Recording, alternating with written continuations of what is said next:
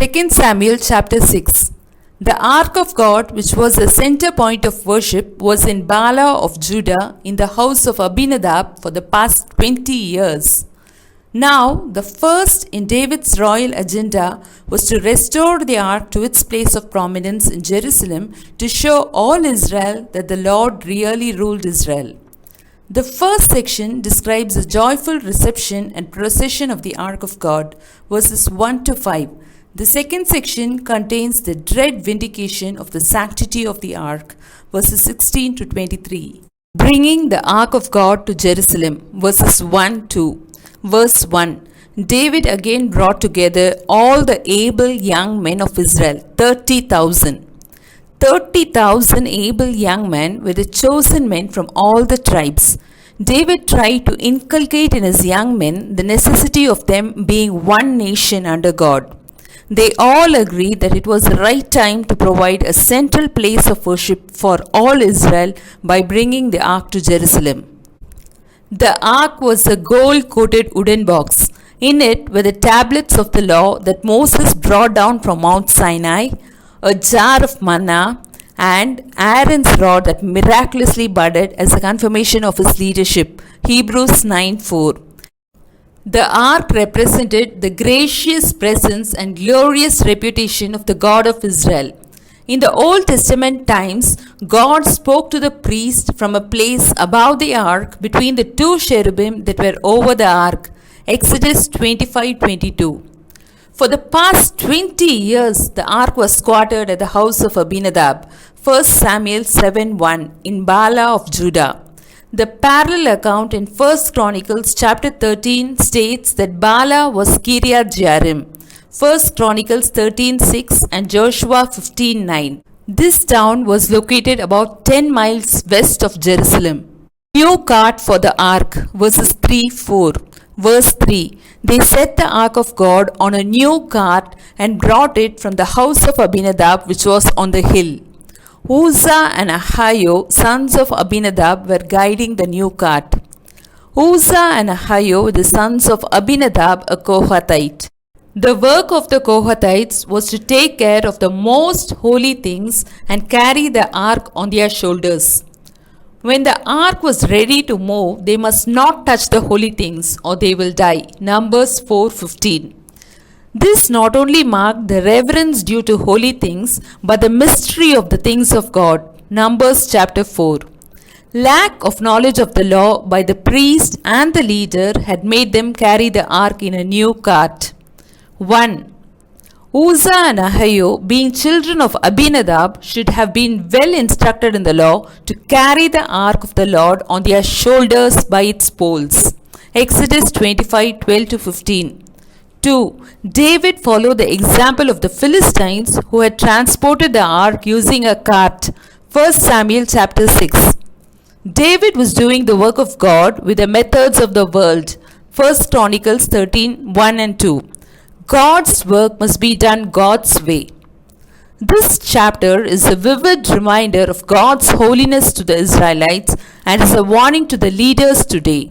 When a leader disobeys God, innocent people will suffer the calamities of it.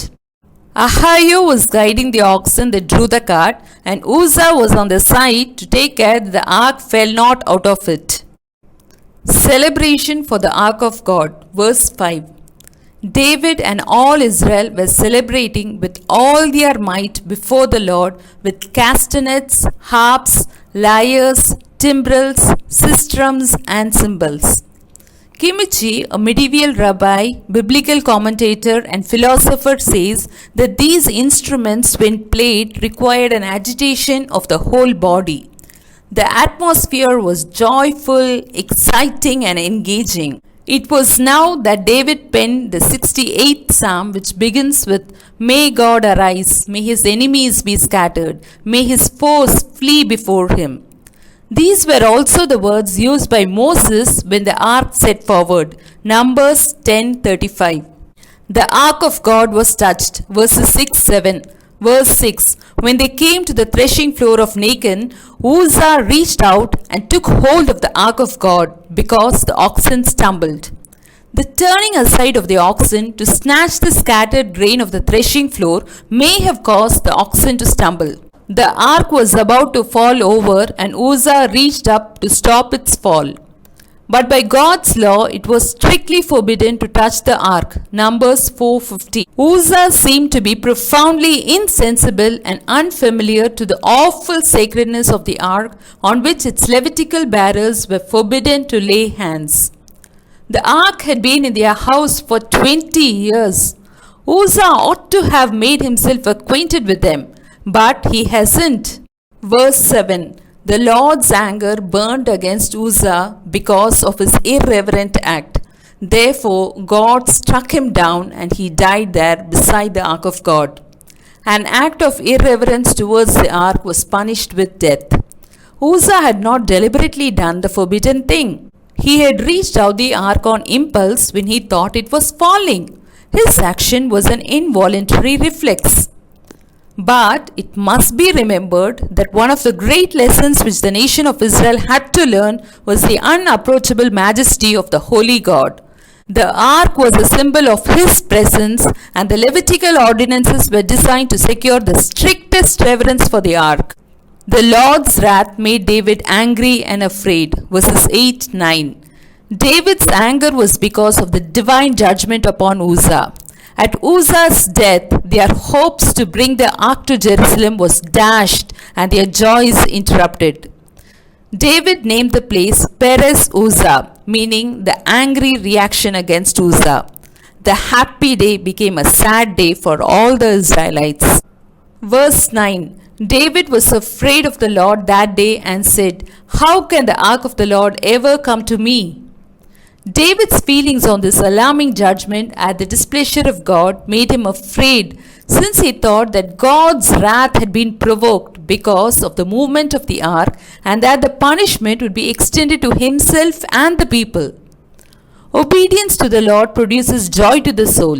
Disobedience dispels joy and introduces fear. How can the ark of the Lord come to me? David knew it was important to bring the ark of the Lord into the center of Israel's life. He wanted all Israel to enjoy the presence and glory of God. Because of what happened to Uzzah, David felt he couldn't do what God wanted him to do. David's intentions were very good, but his intentions and actions were not synchronized. God watches over our intentions and our actions. The ark rests in the house of Obed-Edom. Verses 10-11. David realizes that there was much about the ark that he did not understand. David dared not bring the ark into his city. He takes it to the home of the nearest Levite, Obed-Edom, literally servant of Edom. He is called a Gittite because he belonged to Gath-Rimmon, a Levitical city in the tribe of Dan. Joshua 19:45, Joshua 21:24. He descended from the division of gatekeepers from the family of Korah. 1 Chronicles 26:4. That is, he was a Levite by birth, but a Gittite from his birthplace. Verse 11. The ark of the Lord remained in the house of Obed-Edom the Gittite for 3 months, and the Lord blessed him and his household. Obed-Edom opened the doors of his house without fear to have the ark of the Lord. The same hand that punished Uzzah's proud presumption rewarded Obed-Edom's humble boldness. It appears that David spent these 3 months finding out exactly what wrong they had done when they moved the ark at first. David finally found the reason for God's anger. David says in 1 Chronicles 15:13 the 2 reasons for God's anger. 1. The Levites did not carry the ark in the manner prescribed by the law. 2. They had not inquired of the Lord. God's ways of doing things can be known by searching His word. Household of Obed-Edom blessed. Verse 12. Now King David was told, "The Lord has blessed the house of Obed-Edom and everything he has because of the ark of God." So David went to bring up the ark of God from the house of Obed-Edom to the city of David with rejoicing. The ark is not a curse, but a blessing when it is properly handled. David was glad to know that the presence and glory of God could bring blessing instead of curse when God's word was obeyed and his holiness was respected. So, in the same way God had blessed Obed-Edom in the 3 months when the ark was in his house, David was confident that with the presence of the ark in the city of David, the Lord would bless the people of Israel also. Second attempt to bring the ark to Jerusalem, verses 13 to 15. David and all the Levites prepared themselves well in regards to the ark of the Lord. Without any sign of the divine displeasure, the ark was carried. After they had gone 6 paces, he sacrificed a bull and a fattened calf upon an altar which was erected for that purpose. The total number of animals sacrificed by the priest on this occasion were 7 bulls and 7 rams. 1 Chronicles 15:26. The law required only 1 young bull, 2 rams and 7 lambs to be sacrificed as a burnt offering. Leviticus 23:18. What David offered was much above what the law prescribed. This excess of sacrifice showed their consecration and longing for fellowship. Verse 14 says that David wore a linen ephod and danced. The Hebrews usually express their religious joys and heartfelt worship by dancing and praising God. David laid aside his royal robes which were worn by kings and put on the linen ephod which was worn by priests. Linen ephod was a tightly fitting garment which left him free to exert himself to the dance. David assumed the role of both a king and a priest. The linen garment indicated righteousness. Wearing the linen garment showed that David was wrapped in the righteousness of the Lord. This expression of David's heart showed his genuine emotional link to God. Michal watches David. Verse 16. As the ark of the Lord was entering the city of David, Michal, daughter of Saul, watched from a window. And when she saw David leaping and dancing before the Lord, she despised him in her heart. Michal didn't appreciate David's exuberant worship. She felt it wasn't dignified for the king of Israel to express his emotions before God. Here she is said to be Saul's daughter, though David's wife. This is to show that she had a similar spirit like her proud father Saul and a good deal of her father's haughty temper and disposition. Sacrifices offered when the second attempt was successful. Verses 17-18. After many years, the ark was brought and set in the most holy place. The emblem of God's presence and glory was set at its proper place in Israel. By way of thanksgiving for the ark being brought safe thither without any error or mistake on the side of him, the Levites and the people, and without offense to God, David sacrificed burnt offerings and fellowship offerings before the Lord. Verse 18. After he had finished sacrificing the burnt offerings and the fellowship offerings, he blessed the people in the name of the Lord Almighty. While the burnt offerings were dedicatory, the fellowship offerings were Eucharistic. David was the anointed of the Lord to lead his nation Israel. It would be proper for David to speak the blessing of the Lord upon the people. So, when the offering of sacrifice was over, David blessed the people heartily and solemnly in the name of the Lord. Festival meal served. Verse 19. Then he gave a loaf of bread, a cake of dates, and a cake of raisins to each person in the crowd of Israelites, both men and women. And all the people went to their homes. It was a religious feast of communion with God. The burnt offering was partly burnt and most of it eaten in communion at a sacrificial meal. The fellowship offerings offered served as a festival meal for the assembled people. Leviticus 7:15. The offerings offered by David is now shared by all the people. Joy has returned to Israel. Everyone went home happy. Michal's pride, verse 20. David had blessed all the other families. Now it was time to care for his own family. David came home to bless his household with the same blessing from the Lord as experienced by the house of Obed-Edom.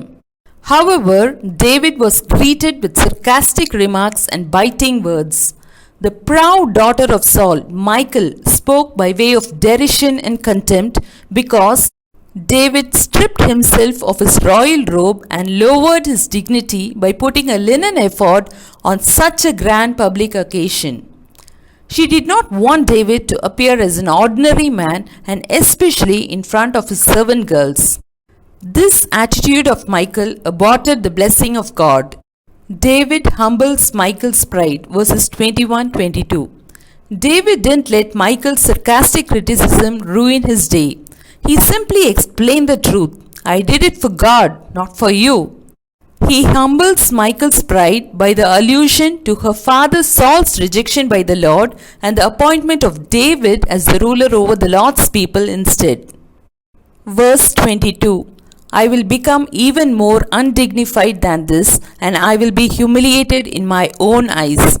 But by these slave girls he spoke of, I will be held in honor. These maidservants understood better than Michal did that David was humbling himself before the Almighty God. So he was willing to humble yet more deeply rather than priding himself on his royal dignity if another such occasion arose. Michal was childless, verse 23. Because of her proud and petulant speech, God justly punished her with barrenness. A negative and critical spirit born of spiritual shallowness and insensitivity is a dangerous thing. Michal's childlessness prevented her from providing a successor to David's throne from the family of Saul. Therefore, Saul's family could not continue the royal line through Michal. 2 Samuel chapter 6 Questions and Answers.